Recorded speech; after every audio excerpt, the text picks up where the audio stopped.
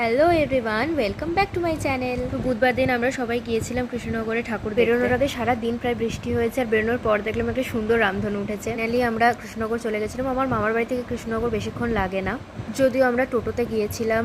So আমাদের কোনো তাড়াহুড়ো ছিল না বাড়ি ফেরার। আমাদের মেন উদ্দেশ্য ছিল আমরা বুড়িমাকে দেখতে যাব, কারণ আমার এটা ফার্স্ট টাইম কৃষ্ণনগরে ঠাকুর দেখার। অসাধারণ একটা অ্যাম্বিয়েন্স হয়ে যায়। বুড়িমার কাছে যাওয়া অবধি এত সুন্দর, এত ভালো লাগে দেখতে। এখানে নানান ধরনের কাঠের এবং মাটির পুতুল বসেছিল, আর কৃষ্ণনগরের মাটির পুতুলের তো কোনো কথাই হবে না। ফাইনালি আমরা মাকে দর্শন করতে পেরেছি, তবে প্রচুর পরিমাণে ভিড় ছিল। পুজোর আগের দিন গেছি, যেদিন থেকে কৃষ্ণনগরে হয়তো পুজো শুরুও হয় না, তবুও প্রচুর পরিমাণে ভিড় ছিল। আর আসার পথে এই সুন্দর সুন্দর গোলাপগুলো দেখে জাস্ট আমি ভিডিও করতে বাধ্য হলাম। আমরা বেরিয়েছি, আর কিছু খাবো না সেটা তো হতেই পারে না। তো আমরা কাবাব নিয়েছিলাম তিন রকমের।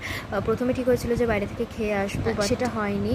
তো আমরা সেখান থেকে খেয়ে কিছুটা জিনিস নিয়ে তারপর বাড়ি এসেছিলাম। খুব তাড়াতাড়ি আসছে। Thank you for watching. আর 91টা সাবস্ক্রাইবার প্লিজ 100 করে দাও।